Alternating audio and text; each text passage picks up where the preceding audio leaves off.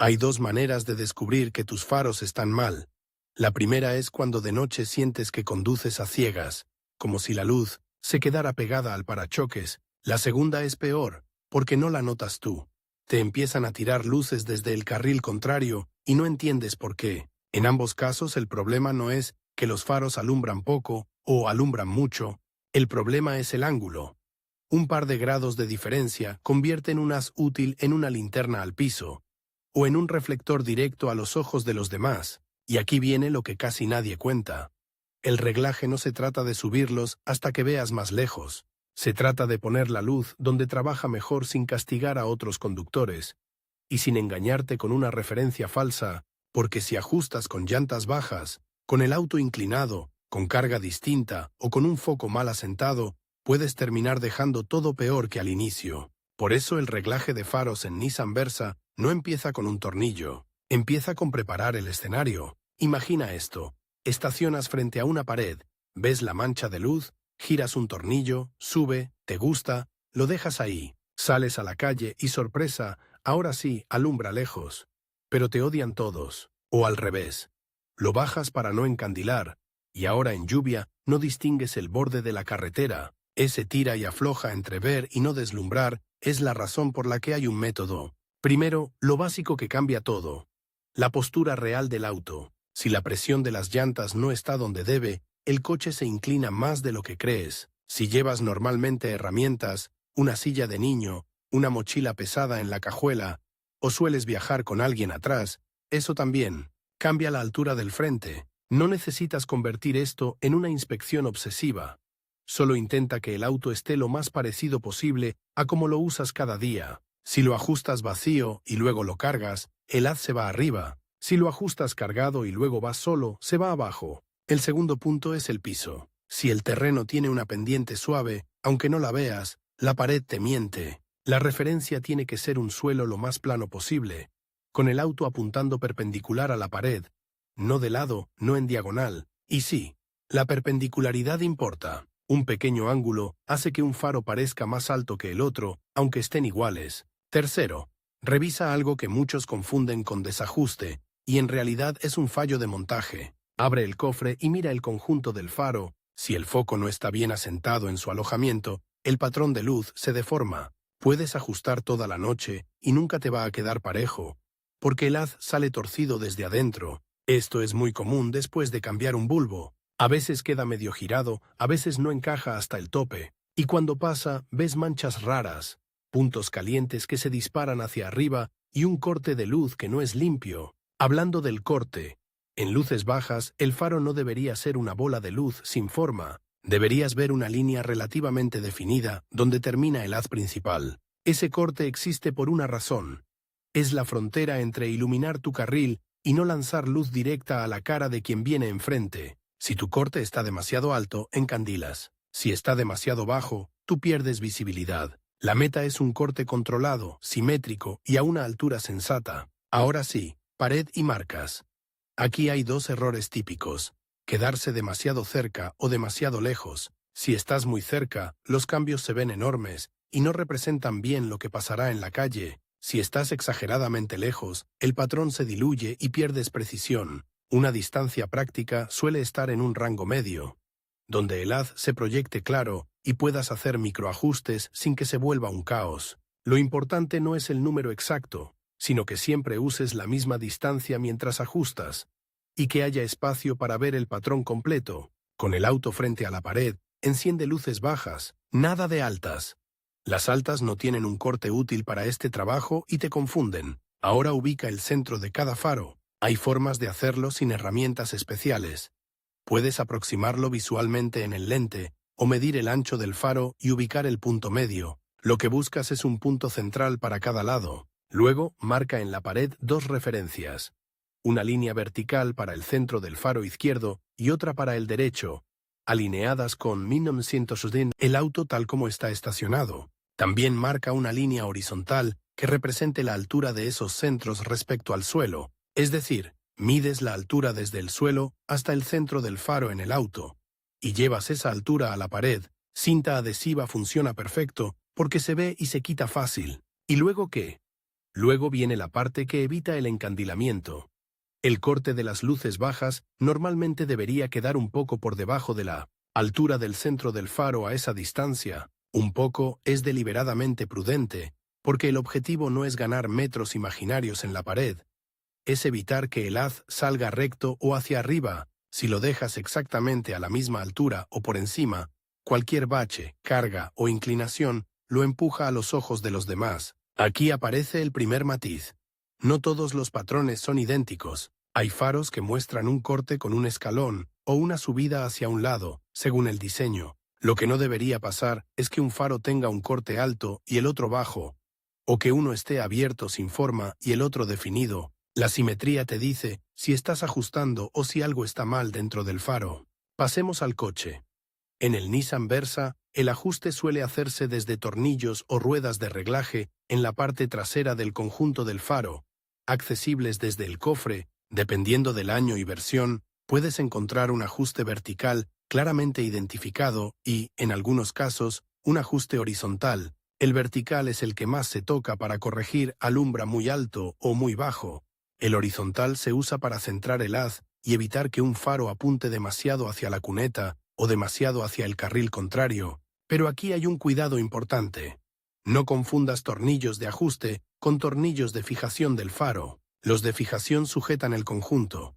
Si los aflojas, puedes desacomodar el faro completo, crear vibración o dejarlo mal asentado. ¿Cómo saber si estás girando el correcto? Normalmente el tornillo de ajuste ofrece resistencia continua y mueve el patrón de luz en la pared de forma gradual. Si giras y sientes que estás aflojando algo que se suelta, o si el faro se mueve físicamente en su carcasa, detente. Eso no es un microajuste, eso es aflojar montaje. Otro detalle, el sentido de giro para subir o bajar puede variar, por eso el mejor método es simple.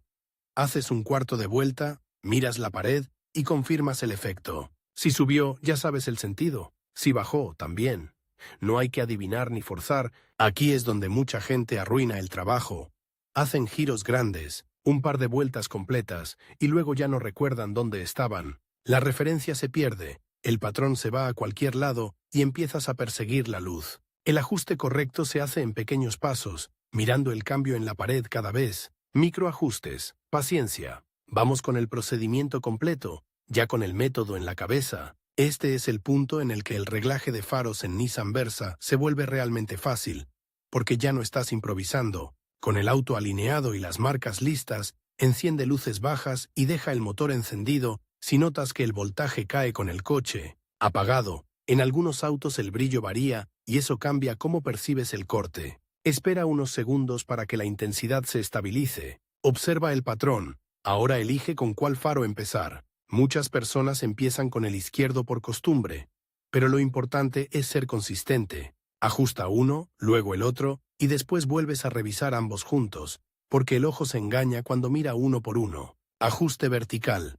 Tu meta es que el corte principal quede por debajo de la línea horizontal que marcaste a la altura del centro del faro. Si está por encima, ese faro está alto. Si está muy por debajo, está bajo. Muévelo poco, mira, repite. La sensación debería ser, lo acerco a su sitio. No, lo mando al techo. Mientras haces esto, fíjate en algo más que el corte. El punto más intenso del haz. Hay faros que tienen un punto caliente, donde la luz es más fuerte. Ese punto no debería quedar muy alto ni apuntar hacia el carril contrario. Si el corte está en su lugar pero el punto caliente se va arriba, eso suele indicar foco mal colocado, lente muy opaco que dispersa, luz o reflector fatigado que ya no forma bien el haz. Ajuste horizontal, si aplica. Sirve para que cada faro ilumine su zona sin invadir demasiado. Si el izquierdo se mete al centro o hacia el lado derecho de la pared, puede estar apuntando hacia el tráfico que viene. Si el derecho se va exageradamente a la derecha, te quedas sin iluminación útil en el centro del carril. Aquí también. Movimientos mínimos y siempre mirando el efecto real en la pared. Ahora ajusta el segundo faro para que quede en espejo con el primero, dentro de lo razonable. En espejo no significa idéntico al milímetro, porque el patrón puede tener forma diferente por diseño, pero sí que ambos queden a una altura parecida, con cortes coherentes y sin que uno salte más arriba que el otro. Cuando creas que ya quedó, aléjate un poco y mira ambos faros juntos. Si uno parece más alto, regresa a ese lado. Si el corte de uno está más difuso, piensa en el estado del lente. Un lente opaco difumina el corte. La luz se dispersa y es más fácil encandilar aunque esté bajo. Ahí el problema no se arregla con tornillo. Se arregla restaurando o reemplazando lo que esté degradado. Hay otro enemigo silencioso, la vibración. Si el haz tiembla en la pared con el motor encendido, o si al cerrar el cofre cambia la altura, puede haber juego en el faro, soportes flojos o incluso un punto de fijación dañado. En ese caso tú ajustas, pero en la calle, con baches, el haz se mueve y vuelve el encandilamiento intermitente. Y eso es peligrosísimo porque no lo controlas. Un truco de sentido común para detectar esto sin complicarte. Una vez que crees tener el ajuste correcto, empuja suavemente el faro, con la mano, como comprobando si está firme. No debería moverse libremente. Si se mueve, el reglaje no es el problema principal. Llegados aquí, aparece el dilema clásico. Si lo bajo, siento que no veo.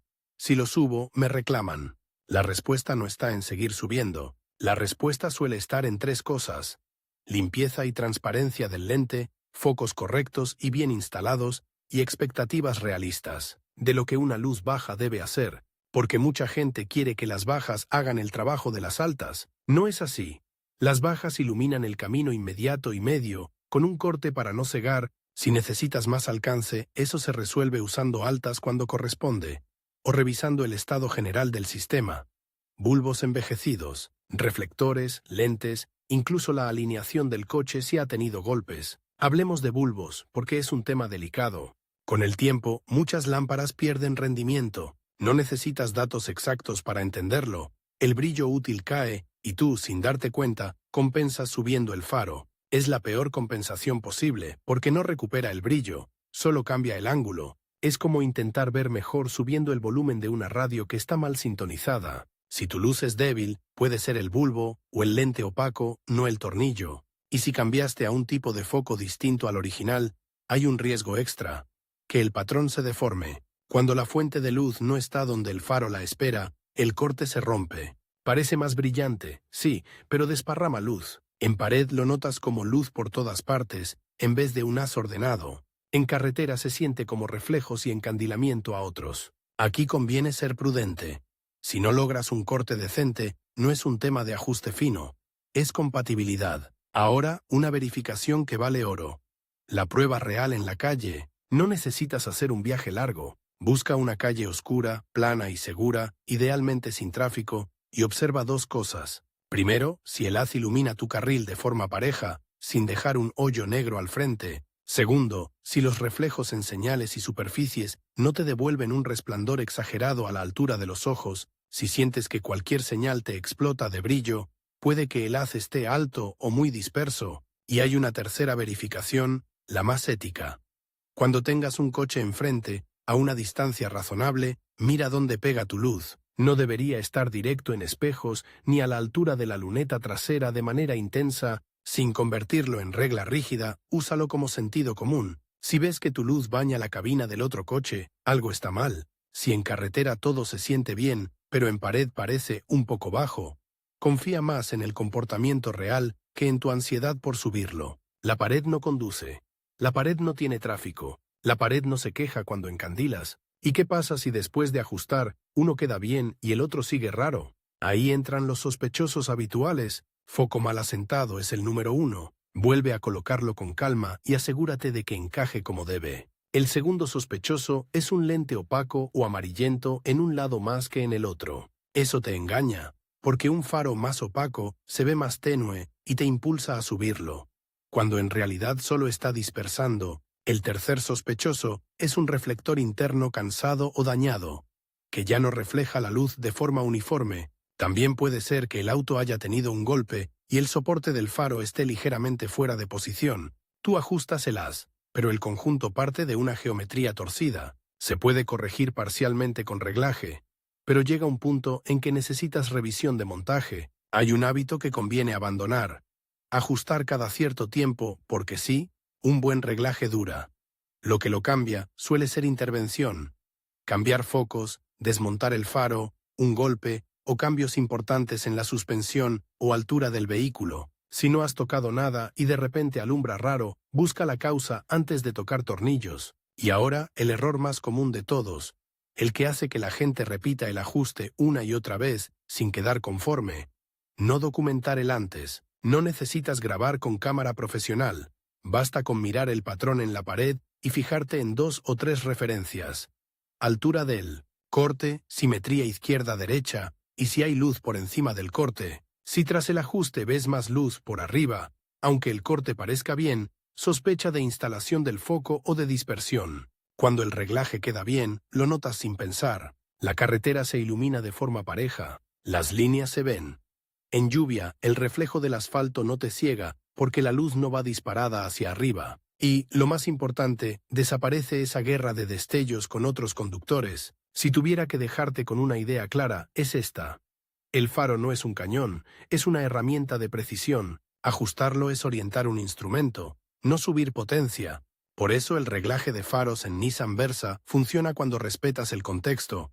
Auto en su postura real, pared en terreno plano, marcas claras, microajustes y verificación en calle. Si después de todo esto todavía sientes que no ves lo suficiente, no lo soluciones subiendo el haz. Revisa transparencia del lente, estado del bulbo, asiento correcto del foco, firmeza del conjunto y calidad del patrón, porque el mejor ajuste no es el que alumbra más alto, es el que te deja ver bien sin convertirte en el que arruina la noche de los demás. Y cuando lo logras, de verdad se siente como si el coche hubiera cambiado, aunque lo único que moviste fue un tornillo.